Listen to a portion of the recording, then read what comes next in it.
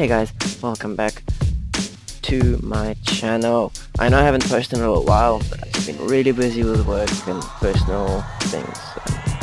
It's been crazy. Alright, so anyways, I have recently got a request to do a tutorial on damage Falloff. So guns have an effective range in real life as well as in video games. Let me show you how to do that. So grab your keyboards, grab your mice, grab your coffee, and let's get coding.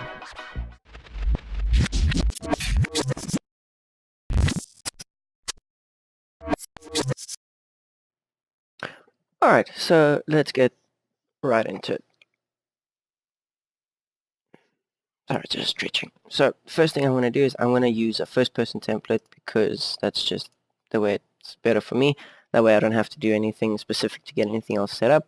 Just going to use a first person template. You can use your project, that's fine.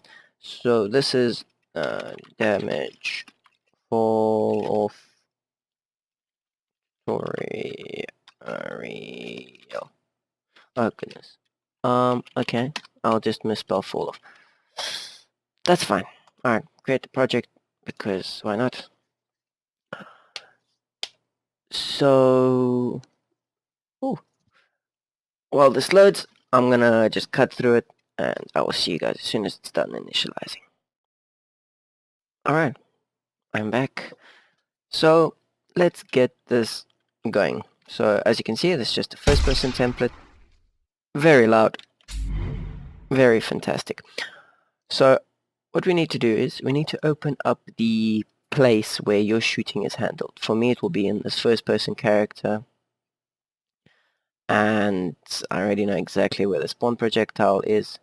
We're not going to use a projectile in this case, so we can actually delete all of this. We don't need this either. There we go. Alright, now first things first, I want to change this volume to like 0.4 because I don't want it to be shooting that loud all the time. And I'm going to just extend this so that it's nice and neat.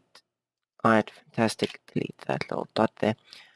Alright, and the next thing we're going to need is we can also delete this make transform, as well as these touch controls and this.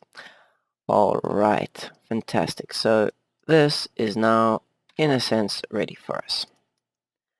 So this, I want to just rename this because this doesn't make sense. So this is the gun barrel location. Okie dokie. So, what we're going to need to do, how this is going to work. How does the damage Falloff work? So let's compile this and I'll explain to you how this works. So what's going to happen is when we click or pull the trigger, we are going to be launching a straight line. And it's just going loop, straight. We're going to need to shoot it straight. And in my case, I'm going to shoot it 10,000 units, which is 100 meters in a game. Alright, so that's what we're going to be doing. Shooting a line. Then, whenever it hits something, it gets the distance to that hit. It will be the first hit that we get, and we're going to get the distance for it. So let's get the trace going first. So the first thing we do is after the montage play, which is the animation of him like jerking back a little bit, we're going to do a line trace for objects. We can do a multi-line trace because that will do all the objects that we hit. Alright, so where do we start? Let's go from here. From the top, where do we start? We start our line trace where our gun barrel is. Right, because that makes sense, right? Let's start the line trace where the gun barrel is. Alright, now, where do we want to end it? Now, in order to get the ending location, we're going to need to get our control rotation. So get control rotation. This can also be it doesn't have to be the control rotation, it can be whatever you're shooting from. So it can be the gun, the anything. You just need to get its rotation in the world. Alright, and then what we do is we're going to need to get the X vector. Now, the X vector in a first-person shooter or a third-person shooter, in any game where your feet are on the ground, your X vector will be your forwards direction. Alright? And then what we need to do is we need to multiply this. And what we're multiplying it by is a float, and that float will be 10,000. Alright. That is 100,000. Great. There you go, 10,000. So what this 10,000 is, this is how far we are shooting this trace, which is 100 meters in game. 10,000 units, it's quite big, so don't worry. You can change this to 100,000, to whatever you want, but that's what I'm going to keep it as. Alright, so the next thing, we're going to grab our gun barrel location, and we need to add it to our rotation vector that we just created. Alright, so that's what that's going to do, is it's going to get where we are, and it's going to add that gun barrel location as well. Actually, I don't even think we need that, to be honest. I don't actually think we need that. Let's try it without quick, and then we'll see what happens. Alright. Let's just do this, do that, and drag that up there. I'm going to keep this around, but I actually think we might not even need it. Sorry, I'm just getting constant messages today. Alright, so let's do that. Now, the next thing we need is object types. So this is what we are searching for. So I'm going to drag this out, and I'm going to say make array. I'm going to add 3 more pins, so I have 4 options, and I'm going to be checking for world static, world dynamic, the pawn, and physics bodies. This way, everything in my map that is currently will be covered. You can add whatever you feel that you need in there, but that's what I'm going to be adding. Alright, now, trace complex. I do not think we need that yet. It depends on your game. That's for complex collisions, like a character mesh instead of a cylinder or something. I do not need it, so I'm not going to use it. Draw debug type. I'm going to draw it for, I'll do persistent or for duration. You don't need to do it, it's just for now. Alright, then the next thing we're going to have to do is drag this out, and because we're using a multi-line trace, I'm going to be doing for each. So a for each loop. Alright, there we go. For each loop. In the loop body, what we're going to do is array element. I'm going to split it. It's the same as just dragging it out and typing in break. I just prefer to use splits. Alright, so in the loop body, we're going to need a couple of things. So the first thing we're going to do is now, to make sure that everything is working, we're going to print a string.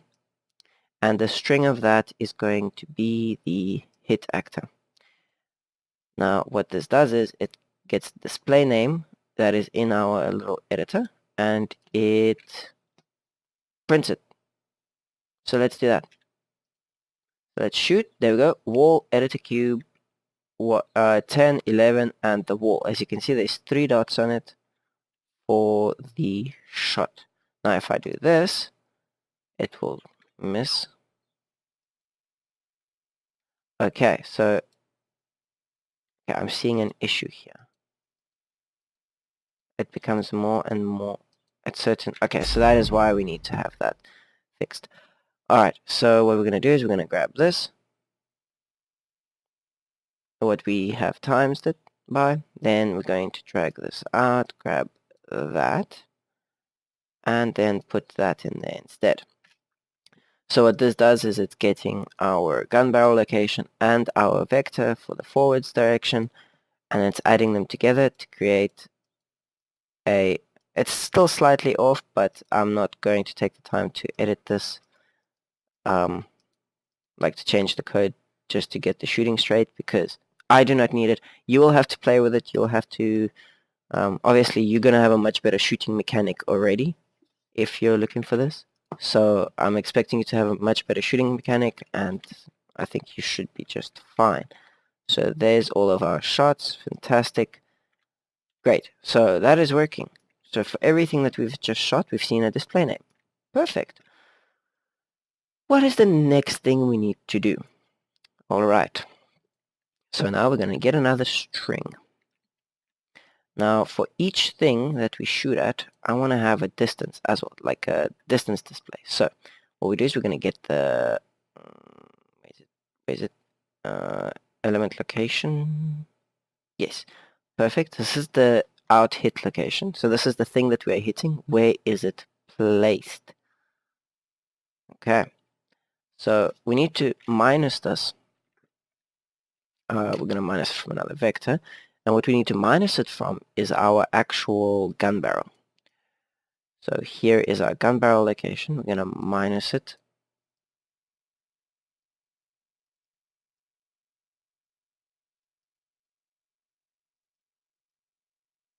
Okay, there we go. Nice and neat. Fantastic. So we're going to minus it. Alright, and that is actually our distance. Almost. Well, this is the distance in vector form. Now what we need is the actual length. So get the length, get the vector length, and that is the distance from us to the thing that we have just shot. Or that the array has hit. So the array cost. Alright, so what we're going to do is we're going to create a append string. There we go. Connect that. So now we're going to say distance. Remember that I'm just putting in these print strings just to see that it's working. You don't have to, obviously. I'm just doing it because I need to see that everything is working. So there we go. It's shot. The distance. Remember, this is an editor unit. So it's hitting the cube first, which is, you see, 504 units, and then 1,672, which is fine, 73. Alright, fantastic. So if we do this, we should get 3. Awesome. Distance wall, name. Great. So that's also working. So now we need to do a couple of things. So this is now the damage calculation. So for this, we're going to need to create 4 different variables. They're going to all be floats. So the damage falloff. Oh no, wait, I lie. My bad. We only need 3. My bad. So damage. There we go. It's all just a float. So this is the base damage. Okay. Then I'm just gonna fix this. Damage. Why does this look spelled so bad? Anyways, duplicate it. Now we're going to say damage given. So this is the damage that we are giving to the player. 1 second. Sorry about that. And then the gun range. Alright. So now that we have those 3 variables, let's get on with the I would say difficult part. So now what we're gonna do is the damage.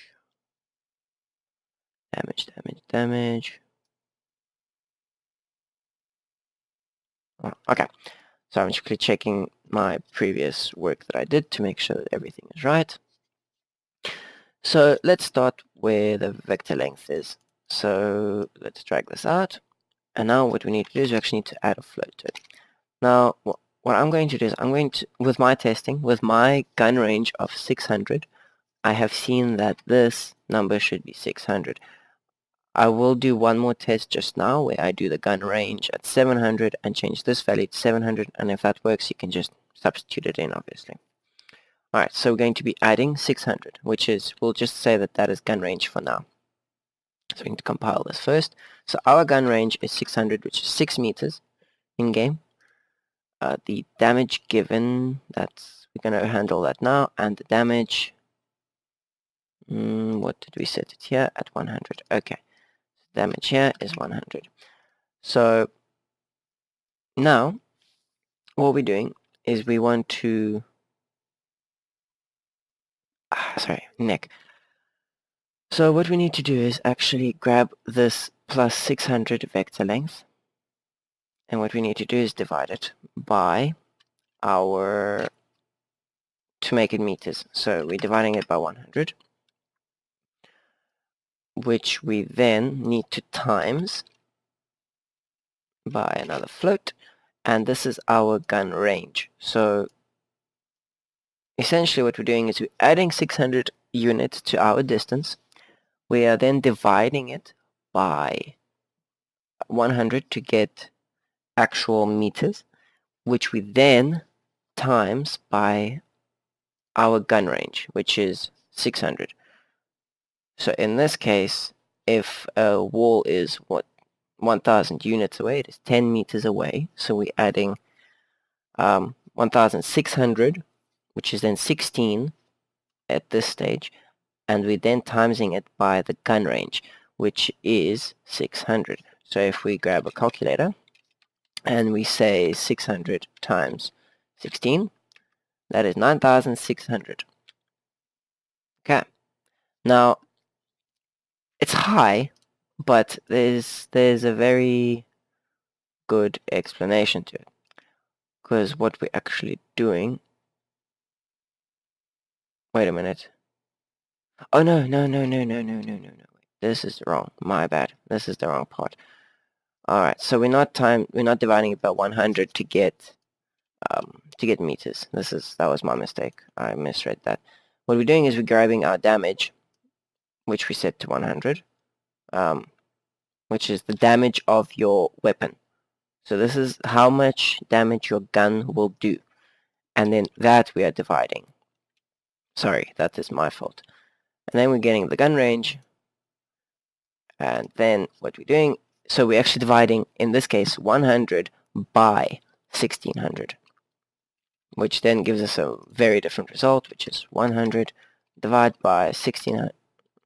100 divided by 1600, which is 0.02625, whatever. Alright, so that's perfectly fine. Don't worry, we'll get to why we're doing this now. The next thing what we're going to do is we're timesing it by the gun range, and then we need to clamp this. Now, clamping the float, which means that the minimum value will be 0, and the maximum value, this will be the maximum damage that any weapon can do. So in my case, I'm going to say 50. So actually, no, let's do it 100, which is actually gun damage, would be fine. Yeah, so there we go, gun damage. So we're clamping it to the gun damage. I'm going to rename this variable quick so it's not so confusing. There we go, gun damage. So we're timesing it by gun damage, dividing gun damage by the distance traveled, then we're timesing it by the gun range, and then what we're doing is we're clamping that to the gun damage as a maximum value. So this is, now we need to set the damage given, which is how much damage something receives in this case. Okay, we need more space. Show me what you got. Alright, there we go. Dead meme. Alright, so we get the gun damage, and then what we need is another one of these. Because what we need to do now is create a branch that's going to check for something very specific. Now, I'm going to explain to you what it does now. So sometimes, well, a lot of the times, if you're closer than 10 units to something, the raycast will not pick it up in this scenario. So what I usually like to do for this is we grab the vector length, and what we do is we compare it to if the vector length is smaller or equal to 10. Alright? And this is the condition that's going to drive this entire thing. That, drag it up, there we go. So if this is true, we set the gun damage, the damage given straight down to 50. Actually, this will be not 50. This will be the gun damage. My bad. There we go. So the damage given will instantly be the full-on gun damage of our weapon if the range is less than 10 units. Alright. So after that, what we can do is we grab another print string and append like this. Control W to duplicate. There we go. Drag that in there. Double click on any line to make one of these little dots that you can move around to move the little lines around, just to keep things neat. Alright, so now this, what we're going to do is damage given and the damage given here. Alright, fantastic. That's this, just a converter. I like how in the newer versions now they've made these so much smaller. Alright, so this will print it, and then on the completed loop, which is where you would put all of your other things like sounds and muzzle flash. Oh, muzzle flash would actually go together with sound and everything. So there we go. Oops. Fantastic. Then we play the sound. Alright, so I'm going to compile this and press play. There we go. Damage given 28, 20. There we go. This is what we got. So we hit editor cube 11, we hit editor cube 10, and the wall. So what we need to do is the editor cube 11 and 10 were quite far away, so they took 40 damage. One took 28 damage. As you can see, that's at almost 600. We're doing half damage. You can obviously change this formula up a little bit by just changing this value to, well, let's see if we put gun range in here as well. If we make this 700, I want to quickly do a test while we're here. So let me find where is this?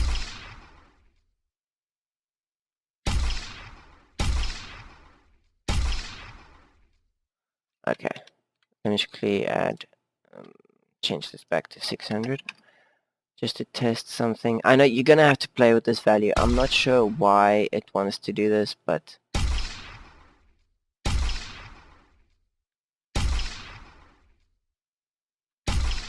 alright, so there we go. At 100 units we are doing full damage, which, yeah, it's a very big fall off. This is the one issue that I cannot get to figure out. But at this range, to that box, which we didn't hit, we are doing 18 damage, which seems alright, but if you want to change it, all you have to do is just change this value down. I think should be fine. Actually, it might actually be better if we go up. So let's go to 1000 and see if this changes anything. Damage given to that is 25, 37. Yeah, you see now the fall off is a lot more gradual. Perfect. So the gun damage is 100. Let's put this up to 200. Just as a test. And I'm going to do one more thing. I'm going to disconnect it. I'll make it even softer. That's what I wanted to do, I guess. 0.05. There we go. Now it's almost not going to... There we go. Perfect. Now it's not getting deafened. Alright, so there we go. Distance 800. Yeah. So the higher that value, that's like your damage fall off in a sense. So at this distance, we're giving that editor cube 37 damage, which is pretty good, I'd say, at that distance. So this is getting, where is it here, 122. So yeah, it's not perfect, but it's some way to get you started, which is in my opinion a lot better than what some people have done in the past. So yeah. Alright, so that is the basics. Hope you guys enjoyed this tutorial. Thank you for watching, and I'll see you guys next time.